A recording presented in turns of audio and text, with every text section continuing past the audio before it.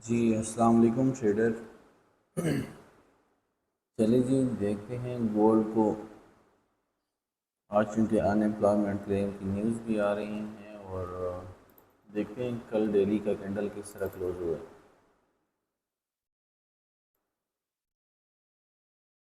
अच्छा, हमने ये बात की थी, ये हमारा लाइन था जो लगे 93 पे, 3293 पे। कल की कैंडल इसके नीचे क्लोज हुई है।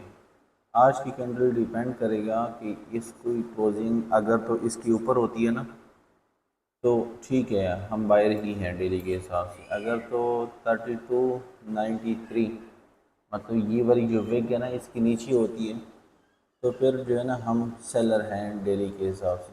ठीक है। अच्छा, ये तो डेली का है। अभी चाहते हैं जी H4 में।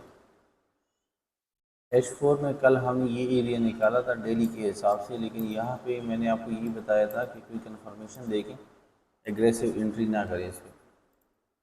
अब अगर हम इसमें देखें तो ये लास्ट ब्रेक ऑफ स्ट्रक्चर है H4 का। इसको मेंशन कर देते हैं। एक दफ़ा इस एरिया को मैं ख़त्म कर देता हूँ ताकि हमारे पास चार्ट क्लियर हो। अब अभी ब्रेक ऑफ स्ट्रक्चर मैंने मार्क कर दिया है और ब्रेक ऑफ स्ट्रक्चर में आप देख सकते हैं कि ये पूरा जो एरिया है ना, ये एक एज अ रेजिस्टेंस काम कर रहा है। ठीक है। अभी देखते हैं जी ड्रॉप डाउन एनालिसिस हैं। Higher time frame to lower time frame हम देखेंगे ये चीज़ें। H1 में आ जाए। H1 में हमने देखा था कि यहाँ पे कल ब्रेक ऑफ स्ट्रक्चर हुआ था, तो इसके नीचे कैंडल क्लोज्ड है और यहाँ पे क्या है जी, चेंज ऑफ करेक्टर कर दिया गया था।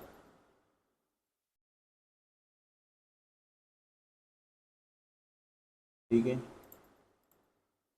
जब चेंज ऑफ करेक्टर हो गया तो इसने इसी रेजिस्टेंस को दोबारा टेस्ट किया था। आप देख रहे हैं दो कंसेक्यूटिव बाई की कैंडल है, तो इसको हम एज ए रिट्रेसमेंट मानेंगे और ये H1 का ब्रेक ऑफ स्ट्रक्चर है और H1 का ब्रेक ऑफ स्ट्रक्चर का एरिया ये है एग्जैक्टली। ठीक है।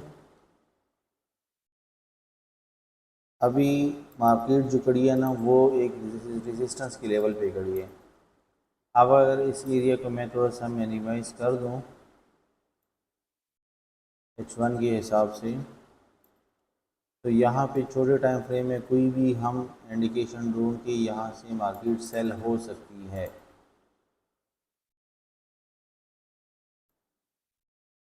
ठीक है। अच्छा, M15 में क्या हो रहा है? M15 में भी सेम रीजन है जी।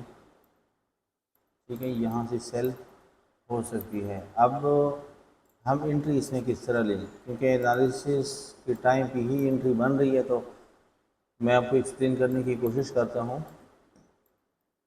अब यहाँ पे अगर आप एग्रेसिव एंट्री लेंगे ना, तो स्टॉप इसका बड़ा होगा और पता नहीं चलता कि मतलब यहाँ पे 10 पे स्पाइक लगता है, 8 पे स्पाइक लगता है। ठीक है, आप वेट करें M5 में कोई इस तरह का पैटर्न बन जाए ना,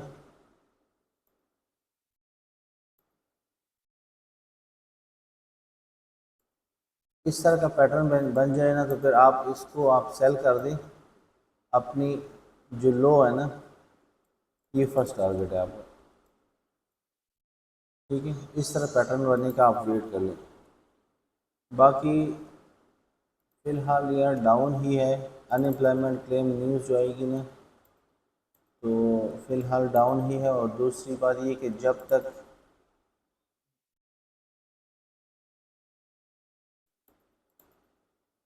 33-35 कर दो, 3335, जब तक ये एरिया होल्ड है ना, तो आप बायर ना देखो। ठीक है, सेलिंग ही देखो। और आज की जो डेली की कैंडल है वो भी बहुत इंपॉर्टेंट है कि उसकी क्लोजिंग डिपेंड करता है कि उससे का हमारा जो डेली का स्ट्रक्चर है वो क्लियर हो जाएगा कि डेली किस साइड में शिफ्ट करता है। ठीक है, ये जी सिंपल सी एनालिसिस हैं। और H1 में भी मैंने आपको बता दिया कि अपनी जोन पे खड़ा है, लेकिन ये कि क्विक इन्फॉर्मेशन आप देखें उस हिसाब से आप यहाँ से एंट्री को प्लान कर सकते हैं। आप देखिए ना M1 में भी ये हायर हायर बना रहा है, ठीक है, या सिंपल इज़ दैट। अगर तो ये एरिया M1 का ब्रेक करता है ना, इसका प्राइस है 3301 या 33 कर दो, ठीक है। ये ब्रेक करता है, इसको टेस्ट करने पे सेल कर दो, स्टॉप ये जो हाई लगे इसकी थोड़ा सा ऊपर होगा। ये जी सिंपल सी एनालिसिस थी गोल्ड के हवाले से, और उम्मीद करता हूँ कि आप लोगों की एनालिसिस अच्छी लगी होगी।